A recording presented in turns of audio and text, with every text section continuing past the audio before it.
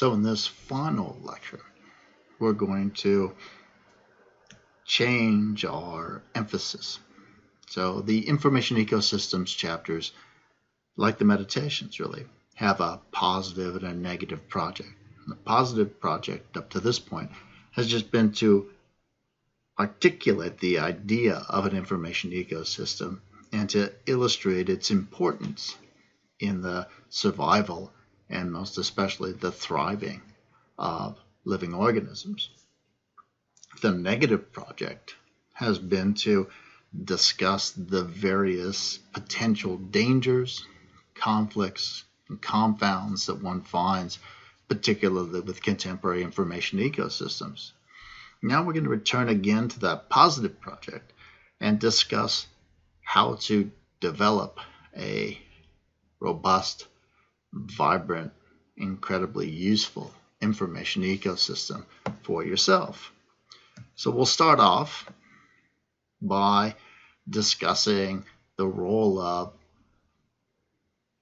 research skills and learning skills in creating, using, and supplementing your information ecosystem. We'll talk about the sorts of sources that one might want to include in one's information ecosystem, the sorts of topics that one might want to have sources about. Then we'll also discuss the desirable properties. What differentiates a good source from a bad source? What differentiates a good information ecosystem from a less desirable one? And so we'll talk about accuracy of information coming from sources. And we'll talk about fecundity, the amount, the comprehensiveness, timeliness, and contextual nature of the information coming from a source. We'll talk about the scope of one's information ecosystem, the desirable property of the system overall. We'll talk about slant, both slant towards one's worldview and slant away from one's worldview. And we'll talk about including a diversity of media within one's information ecosystem and why that might be important. Once we discuss the properties of a good information ecosystem, talk about how we might create one, then we want to focus on maintaining and refining our information ecosystem. So remember, our information ecosystem is just an information prosthesis. It's just a tool, an artifact. And like any other tool or artifact, it needs to be maintained. So you change the oil, hopefully, in your car, you inflate the tires, you update your operating system on your phone, and so on. And information ecosystems are in no way different from that. They're tools that need to be maintained, they need to be refined, improved, and used. And so we'll talk about some strategies for maintaining and refining one's information ecosystem. And then we'll end with some general reflections that aren't really in the chapter about the nature of epistemic agents in light of what we've learned in thinking about this practical application of epistemology. So in the chapter, I talk about a two-pronged information literacy strategy.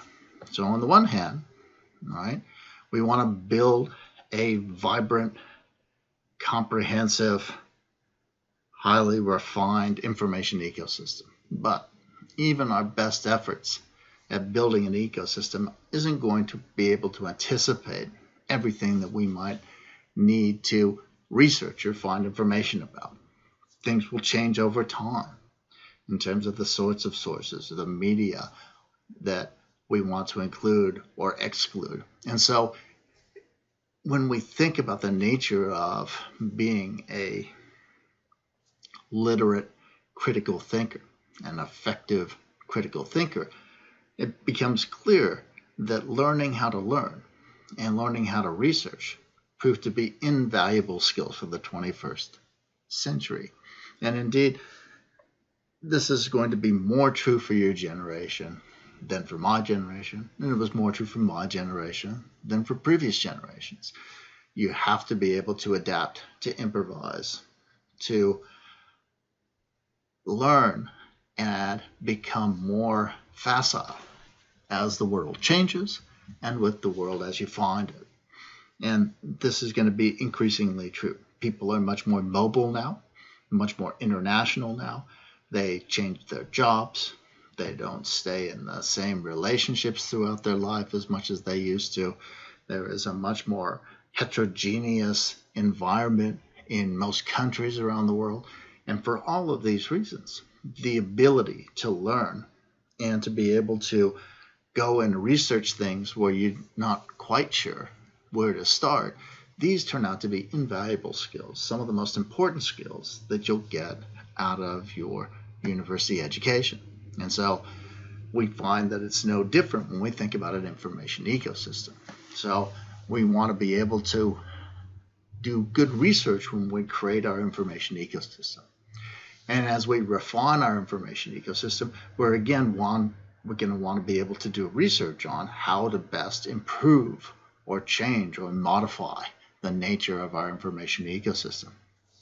And even when we're using our information ecosystem, even if we think that it's a really admirable collection of sources that we've got, what we'll discover is there are going to be times when we need to sort of step outside of our information ecosystem and research things that we don't necessarily already have resources available for.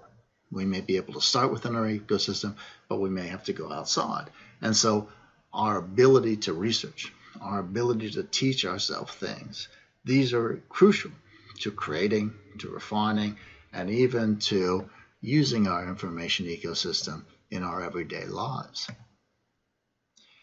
So we want to be able to learn how to learn.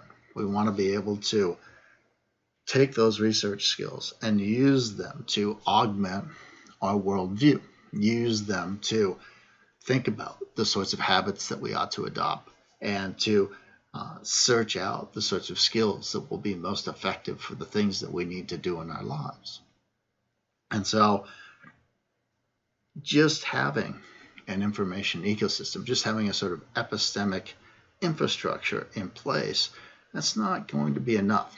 We're going to find that we need to cultivate habits, we need to cultivate skills, and we really need to have particular values when it comes to what it is that we want to believe and how it is that we want to make our decisions.